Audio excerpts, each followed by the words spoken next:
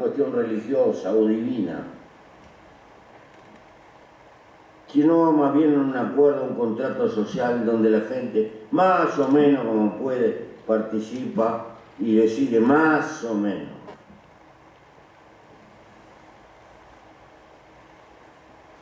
Pero no es nueva. Aquí nomás, en la falda de los Andes, había indígenas que se reunían en la asamblea y anualmente elegían el capanga, el que iba a gobernar. Y hacían un balance entre todos, como se conocían, elegían directamente. Es una forma de democracia directa. Pero la forma institucional que tomamos nosotros es heredera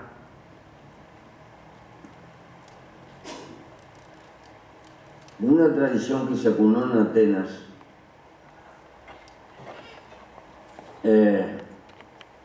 y que duró unos 300 y pico de años y que terminó bajo las legiones romanas. Que tenía muchos defectos porque era una democracia por asamblea, pero en la que votaban los ciudadanos y elegían todas las decisiones importantes y los cargos importantes. Pero había una masa de esclavos que no votaba. Y las mujeres tampoco votaban. Pero en el contexto de su época era y que se originó porque había tantos esclavos en Atenas que estaban al borde de una guerra civil, porque en aquella época, si tú contraías deuda y no podías pagar, ibas de esclavo, del que te había prestado. Y eligen a un gobernante, Clístenes, y ese hombre decide darle la libertad a los esclavos por deuda, y tan pobre y pelado, y le piden algún apoyo económico, pero no se anima a darle apoyo económico porque a los que le quitó los esclavos estaban furiosos y estaban ante el peligro de una guerra. Entonces no les dio nada, pero les dio una cosa, el voto en la asamblea. Les dio poder político. Curiosamente, esa sociedad fue el germen más fecundo de nuestra civilización occidental. Allí estuvieron los grandes pensadores, todo lo demás. Es decir, dio un resultado maravilloso, ese hecho de que el pueblo pudiera discutir. La democracia moderna arranca con un acuerdo, ese en su origen esclavista. Los fundadores de Estados Unidos, Washington, Jefferson, tenían esclavos. Era un problema en su época. Y el dejar la esclavitud le costó una guerra civil que casi lo destroza. Es decir, la democracia nunca fue perfecta, ni lo es, porque nos promete una igualdad de derechos que desde el punto de vista práctico todos sabemos que hay minorías mucho más iguales por el poder que tienen desde el punto de vista económico. De todas maneras, si la comparamos con las sociedades jerárquicas de condes, de nobles, de reyes caídos del cielo, etcétera, etcétera, es un progreso fantástico. Pero tenemos por delante muchos desafíos para poder profundizar y mejorar estas instituciones que dejan tantas cosas en el tintero sin resolver. Tal vez la democracia no puede ser perfecta porque no lo somos los humanos. No son tantas las instituciones que fallan, lo que fallamos somos los humanos dentro de las instituciones. Pero de vez en cuando hay un Che Guevara. Pero de vez en cuando. La mayoría somos seres humanos, comunes y corrientes, con momentos felices y momentos lamentables, con una cuota de altruismo, con una cuota de vanidad, con pequeñeces. Pero así somos los humanos. Pero podemos luchar por mejorarnos. Creo que podemos ser un poco mejor cada día. Y esa es la virtud que tiene nuestra especie, aprender de sus propios dolores y de sus propias derrotas. Muchas gracias. Formula la próxima pregunta Ayelen Britos por Radio Nacional San Luis.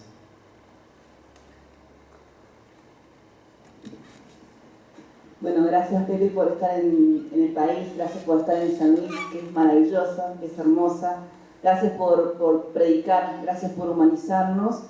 Y en este San Luis maravilloso, lamentablemente tenemos pobreza. Y tus frases están, esto de nunca el hombre tuvo tanto. ¿Y por qué tanta pobreza? ¿Por qué tanta diferencia, Pepe?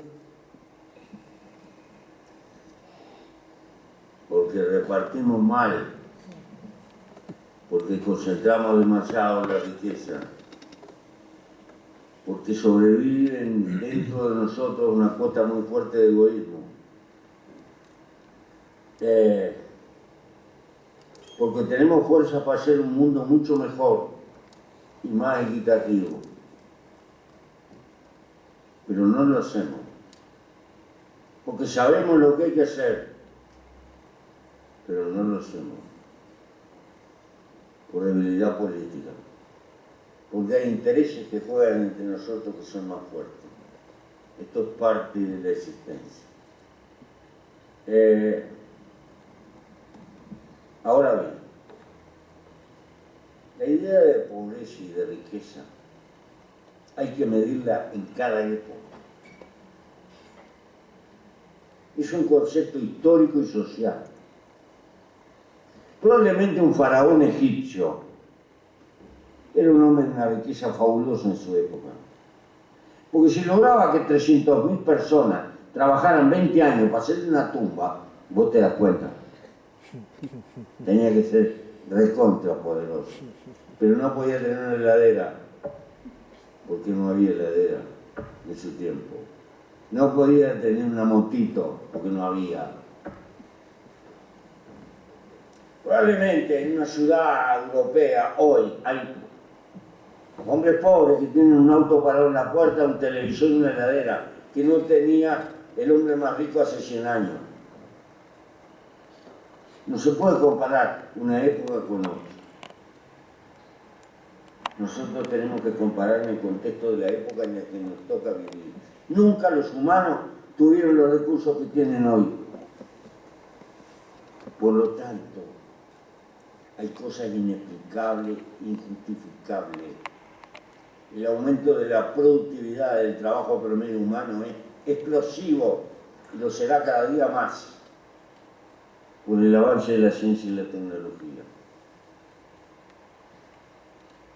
Pero una de las contradicciones más severas de nuestra época es la enorme tendencia a la desigualdad. Y ese es un problema de carácter político. Nos tenemos que pelear. Y esta es una diferencia. Porque hay gente que cree, deje que la torta crezca y que engorde, que despilfarren bastante, que después va a caer grasa por los carrillos para abajo. Y el pobrerío va a comer del desperdicio que hacen. No funciona así. En el mundo de hoy está interconectado, la plata se va para otro lado, a cualquier lado.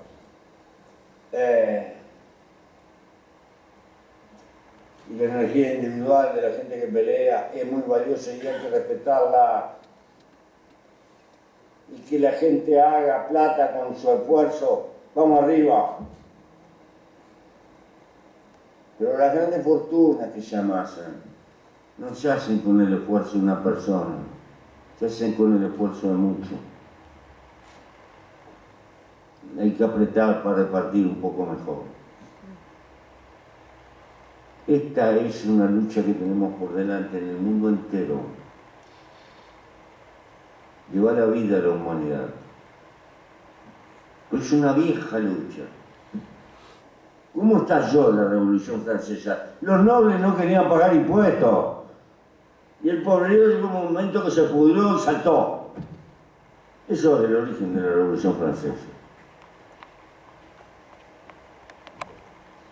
Bueno, tampoco se puede abusar.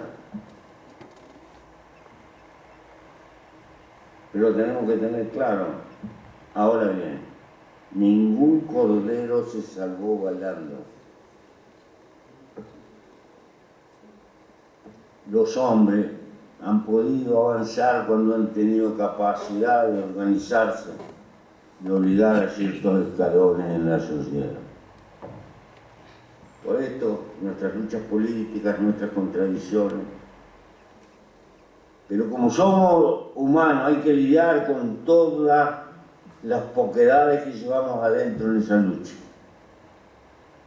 No esperen que en esa lucha se van a encontrar con angelitos. Se van a encontrar con todo.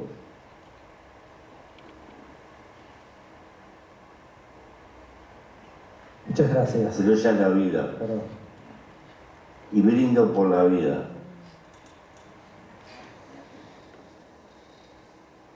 Creo que estamos ensimismados con la conferencia. Hemos perdido, creo que, el rumbo del género conferencia y estamos absolutamente compenetrados con las respuestas.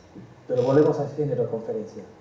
Una última pregunta para también respetar esos 87 años de Pepe y esta profundidad antropológica en sus respuestas. Última pregunta para Gabriela Pereira por el diario La Opinión.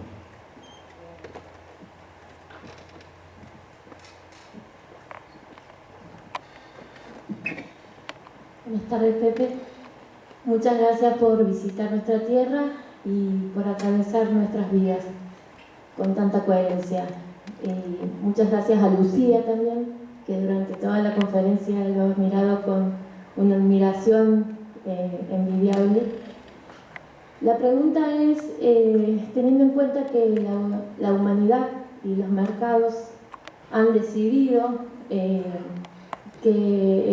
el tiempo es tirano, que nada puede esperar, que nada puede quedar para mañana, que lo obsoleto está mal, y teniendo en cuenta que muchos cambios se dieron a través de las revoluciones, según su mirada, ¿cuál debiera ser la próxima revolución necesaria para que la humanidad dé un cambio trascendental?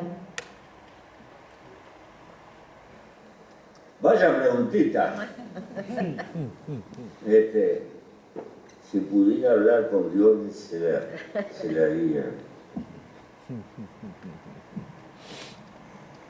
Pero tan importante, Señor,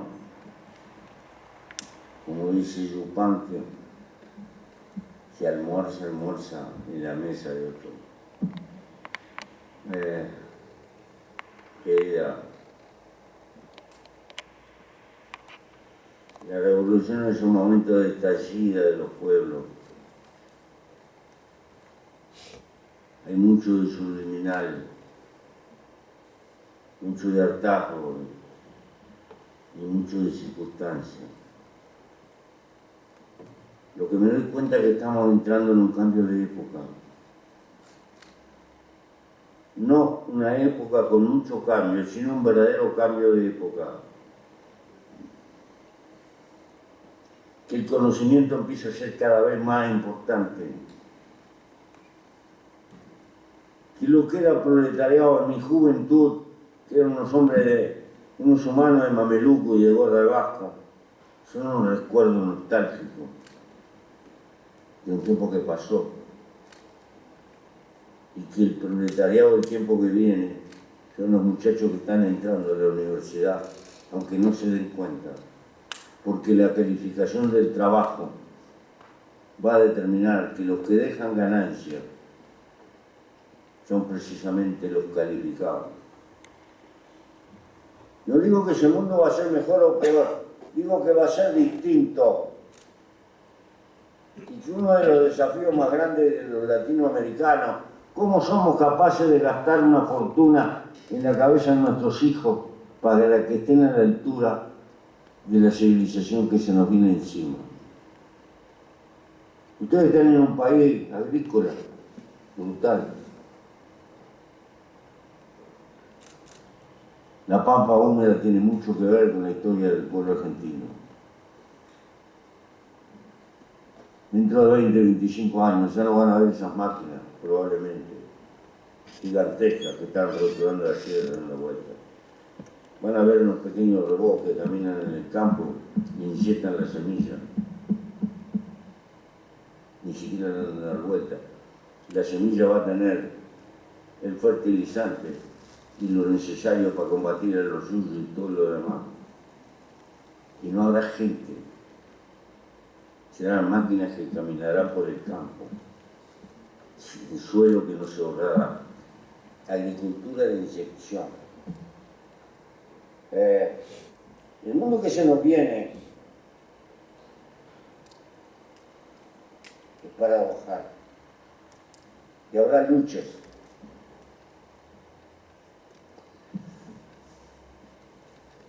Luchas como esta. Esa caja que sustituye a la cajera cuando vas al supermercado y tú te despachas y cobras. ¿Tendrá que pagar algo o no tendrá que pagar? Y esa máquina que sustituye al que trabajaba en un peaje